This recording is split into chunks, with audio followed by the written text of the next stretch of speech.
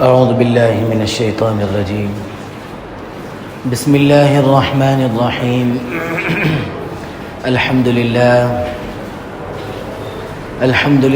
وحده.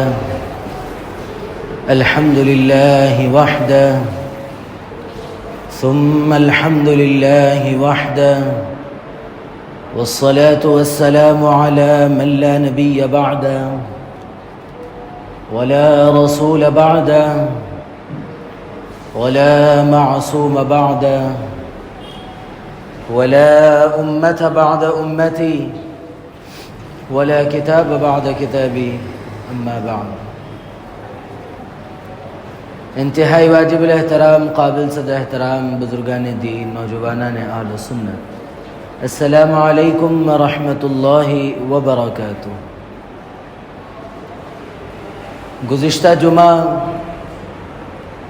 خلیفہ ثالث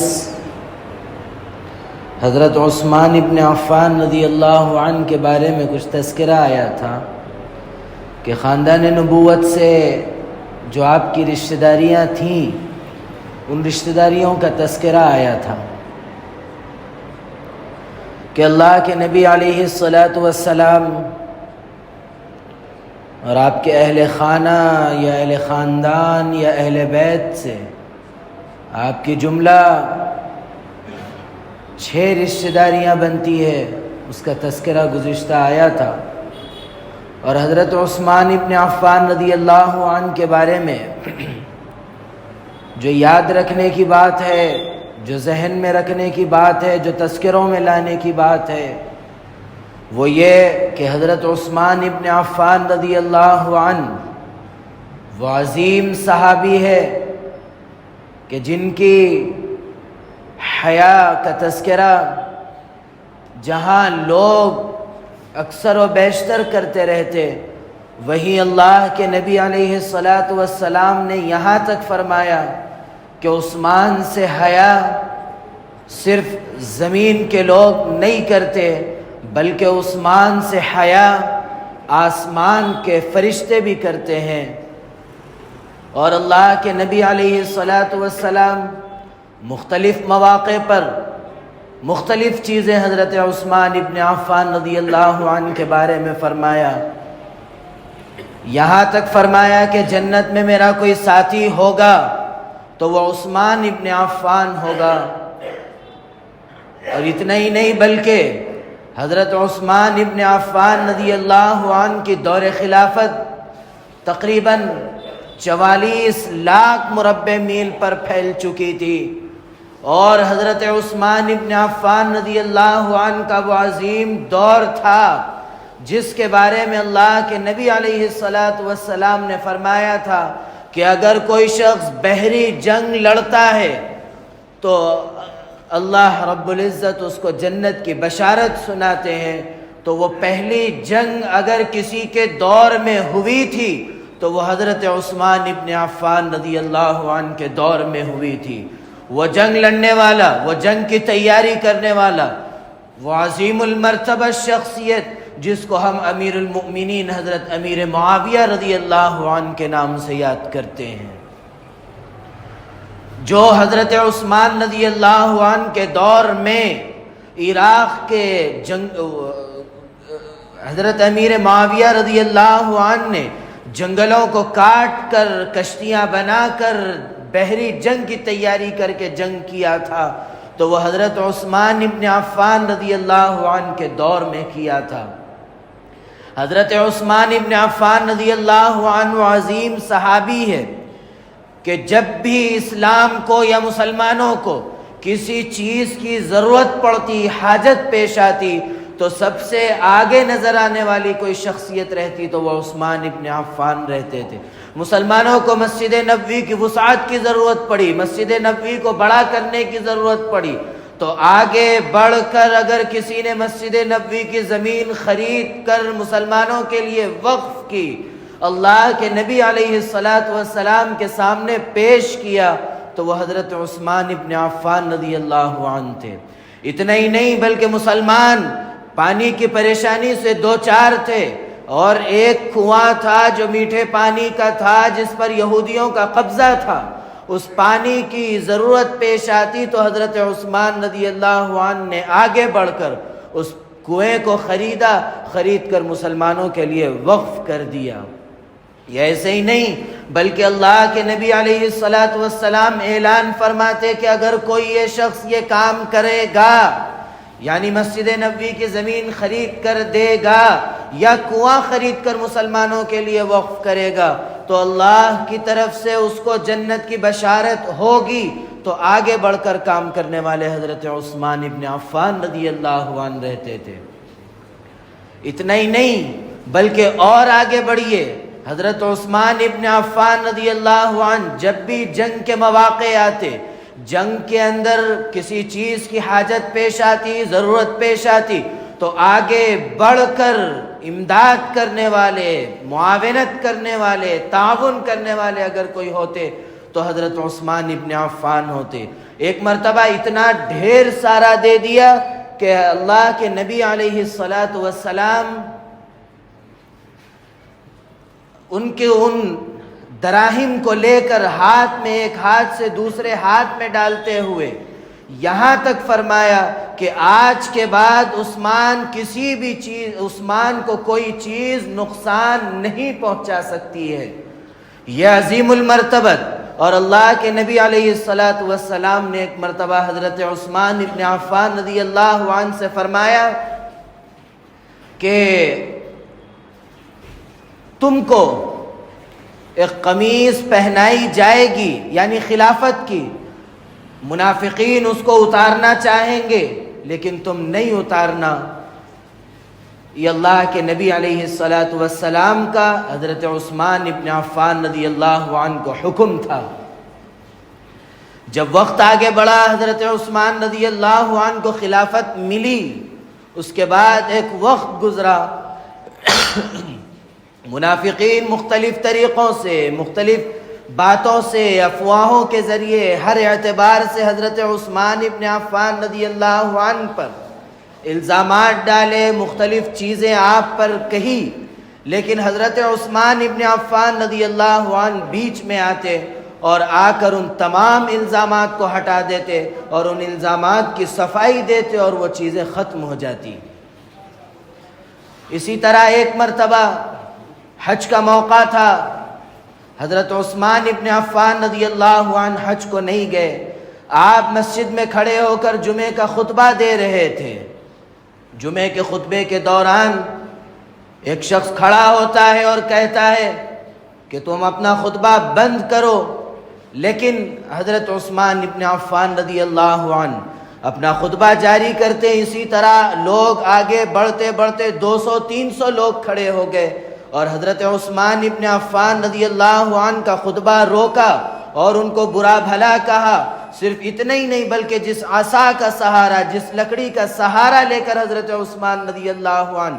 خطبہ دے رہے تھے، اس عصا کو لے کر پھینکا تو دوسرے 2 لوگوں نے اس عصا کو لے کر توڑ دیا۔ انہوں نے یہ نہ سوچا کہ یہ عصا عثمان ابن عفان کا استعمال کردہ نہیں ہے، بلکہ یہ عصا جناب نبی کریم علیہ الصلاۃ والسلام کا استعمال شدہ عصا تھا۔ ان بدبختوں نے اس عصا کو توڑا، اس کے بعد آپ کو گھر میں بند کر دیا۔ جب آپ کو گھر میں بند کیا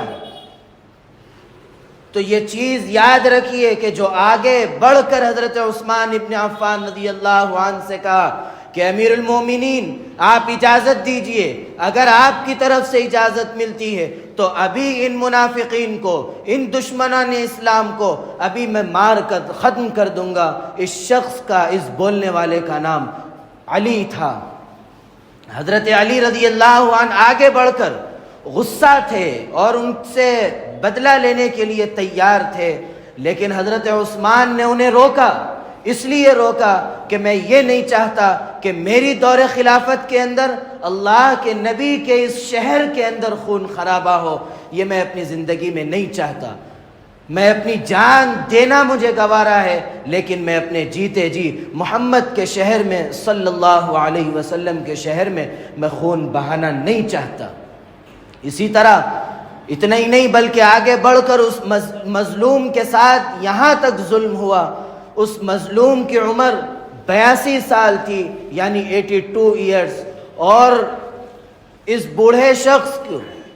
جس شخص نے مسلمانوں کے لیے پانی دیا، مسلمانوں کو جب بھی ضرورت پڑی ہر چیز پیش کیا، آج اس شخص کو کھانا بھی بند کر دیا گیا، اس شخص کا پانی بھی بند کر دیا گیا، اور اس سے ملاقات کے لیے کسی کو اجازت بھی نہیں ملتی۔ یہ اسی طرح نہیں، 1 دن 2 دن 3 دن 10 دن کا معاملہ نہیں تھا، بلکہ 40 دن تک بھوکا اور پیاسا رکھا گیا۔ حضرت عثمان رضی اللہ عنہ فرماتے کہ جب بھی مجھے بھوک لگتی تو میں نماز پڑھتا، اور جب بھی پیاس لگتی تو قرآن کریم کی تلاوت کرتا۔ اسی طرح انہوں نے 40 دن گزارے۔ جب ان بدبختوں نے حملے کا ارادہ کیا تو حضرت علی رضی اللہ عنہ نے اپنے 2 شہزادوں کو، حضرت حسن کو اور حضرت حسین کو، حضرت عثمان رضی اللہ عنہ کے دروازے پر بطور پہرے داری کے کھڑا کر دیا تھا۔ اب آپ بتائیے کہ حضرت عثمان اور حضرت علی رضی اللہ عنہ کے درمیان میں کتنی محبت تھی۔ انہوں نے اپنے جان و جگر سے زیادہ چاہنے والے ان 2 شہزادوں کو لا کر اگر کہیں ٹھہرایا تو وہ عثمان ابن عفان رضی اللہ عنہ کے دروازے پر ٹھہرا دیا، ان کی حفاظت کے لیے، ان کے تحفظ کے لیے ٹھہرایا۔ اور حضرت علی رضی اللہ عنہ جب پیاس کی شدت کی وجہ سے حضرت عثمان بے چین تھے تو پانی لے جانا چاہا، لے کر آگے بڑھے، ان دشمنوں نے اس پانی کے گڑھے پر تیر کو مارا اور سارا پانی ضائع کر دیا، یہاں تک کہ حضرت عثمان رضی اللہ عنہ کو کوئی چیز پہنچانے نہیں دیا، ہر چیز پر نقصان پہنچاتے پہنچاتے یہاں تک کہ 39ویں دن تک پہنچ گئے۔ اور حضرت عثمان رضی اللہ عنہ صبح اٹھے، تیار ہوئے اور اپنی اہلیہ حضرت نائلہ سے فرمایا کہ میں اللہ کے نبی علیہ السلام کو خواب میں دیکھا، اللہ کے نبی علیہ السلام انتظار میں کھڑے ہوئے تھے، میں نے پوچھا کہ یا رسول اللہ آپ کس کے انتظار میں ہیں؟ تو اللہ کے نبی علیہ السلام نے فرمایا کہ عثمان، جو تم آج تقریباً 40 دن کا روزہ رکھے ہوئے ہو، آج افطار تم کو میرے ساتھ کرنا ہے۔ یہ جب خواب حضرت عثمان نے دیکھا تو یہ سمجھ لیا کہ اب میرا جانے کا وقت، یعنی شہادت کا وقت، سعادت کا وقت قریب آ چکا ہے، اور تیار ہو کر قرآن کریم کی تلاوت میں مشغول تھے۔ اور اتنا ہی نہیں، اس بھوک اور پیاس کے اندر حضرت عثمان رضی اللہ عنہ نے 40 دن کے اندر 40 قرآن مکمل کر چکے تھے، اور جب آخری دن پہلے پارے کی تلاوت کر رہے تھے اور پہلے پارے کے آخر صفحے کی ایک آیت فَسَيَكْفِيكَهُمُ اللَّهُ وَهُوَ السَّمِيعُ الْعَلِيمُ کی تلاوت چل رہی تھی، اور دشمنوں نے آپ کے سر پر لاٹھی کو مارا، آپ کے منہ پر تھوکا، اور آپ کو مختلف قسم سے آپ کے جسم پر ہتھیاروں کے ذریعے زخم لگائے، اتنے زخم لگائے کہ آپ تاب نہ لا سکے، اور آپ نے جام شہادت کو پی لیا۔ آگے بڑھ کر دیکھیے، ان دشمنان اسلام نے حضرت عثمان ابن عفان رضی اللہ عنہ کی تدفین سے منع کر دیا۔ حضرت علی آگے بڑھتے ہیں، ان کو روک لگا دیتے ہیں، حضرات حسنین آگے بڑھتے ہیں، ان کو روک لگا دیا جاتا ہے۔ 3 دن گزرنے کے بعد اللہ کے نبی علیہ السلام کی زوجہ محترمہ حضرت حبیبہ آگے بڑھ کر چلا کر کہتی ہے، چیخ کر کہتی ہیں کہ اگر آج عثمان ابن عفان کی نماز جنازہ نہیں ہوگی، تدفین نہیں ہوگی، تو حبیبہ آگے بڑھے گی اور اپنے سر سے دوپٹہ نکال کر عثمان کے تدفین کے لیے آگے بڑھے گی۔ وہ لوگ جانتے تھے کہ اگر حضرت حبیبہ آگے نکلتی ہے، اللہ کے نبی کی اہلیہ اگر آگے بڑھتی ہے تو پھر آسمان سے پتھر کی بارش برس جائے گی، اس لیے انہوں نے اجازت دی۔ آپ اندازہ لگائیے کہ حضرت عثمان کی اہلیہ حضرت نائلہ ان دشمنوں کو روکتی ہے تو ان دشمنوں کا ہتھیار ہاتھ پر لگتا ہے تو انگلی کٹ کر نیچے گر جاتی ہے، اور پھر کسی کا انتقال ہوتا ہے تو اس کی بیوی کو، اس بیوہ کو امید دلاتے ہیں، صبر کی تلقین کرنے والے لوگ موجود ہوتے ہیں، مختلف باتیں کہہ کر سکون کی کیفیت میں لانا چاہتے ہیں، لیکن حضرت نائلہ 3 دن گزر گئے، نہ کوئی صبر کے لیے آگے صبر کا پیغام دینے کے لیے آگے بڑھ رہا ہے، نہ کوئی آپ کے اس جو ہے شہید شوہر کو تدفین کے لیے آگے بڑھ رہا ہے۔ کیسا وقت تھا، کیسی ان کی حالات تھی، اس کا اندازہ لگائیے۔ ہم تک اسلام ایسے ہی نہیں پہنچا، ان صحابہ کی قربانیوں نے ہم تک اسلام کو پہنچایا۔ اس کے بعد آگے بڑھ کر حضرت نائلہ انہی ٹوٹی ہوئی انگلیوں سے رات کے وقت چراغ لے کر آگے بڑھتی ہیں، اور اتنا ہی نہیں بلکہ ان دشمنوں نے یہاں تک حکم لگایا کہ 3-4 لوگ سے زائد جنازے میں نہیں آ سکتے، کہ اندازہ لگائیے اس مظلوم نے جس نے اسلام کے لیے ہمیشہ آگے بڑھا، جب بھی اسلام کو کسی قسم کی بھی ضرورت پڑی تو آگے نظر آنے والے اگر کوئی ہوتے تو وہ عثمان ابن عفان ہوتے۔ اس مظلوم کو 82 سال کی عمر میں اس بوڑھے کو قرآن کی تلاوت کرتے ہوئے بے دردی سے شہید کر دیا گیا۔ اس مظلوم کو ہمیشہ یاد رکھنا ہے، یہی وہ مظلوم مدینہ ہے جس نے قرآن کریم کے اختلاف کو ختم کر کر لغت قریش پر جمع کر کے آج ہمارے ہاتھ میں جو قرآن کریم ہے، یہ قرآن کریم حضرت عثمان ابن عفان رضی اللہ عنہ کا جمع کر کے لغت قریش پر جمع کر کے ہمارے ہاتھوں میں تھمانے والے کا نام عثمان ابن عفان ہے۔ اس لیے ہم کو یاد رکھنا چاہیے، زندگی کے کسی پہلو میں ہم حضرت عثمان کو نہیں بھلانا چاہیے، بلکہ آگے بڑھ کر میں آپ سے یہ کہتا ہوں کہ اپنے بچوں کا اپنے گھروں میں نام عثمان رکھنا چاہیے۔ یہ اس مظلوم کو زندہ رکھنا ہم مسلمانوں کی ذمہ داری ہے، ہم مسلمان اس کو زندہ رکھیں گے تو نام زندہ رہے گا۔ اللہ رب العزت توفیق عمل نصیب فرمائے، ہمیں صحابہ کی محبت نصیب فرمائے، دل و جان سے صحابہ پر قربان ہونے والا بنائے، کیونکہ یہ صحابہ اللہ کے نبی علیہ السلام پر دل و جان سے قربان ہوتے تھے۔ اللہ رب العزت کہنے سننے لکھنے پڑھنے سے زیادہ عمل کی توفیق عطا فرمائے۔ آمین۔ وآخر دعوانا ان الحمد للہ رب العالمین۔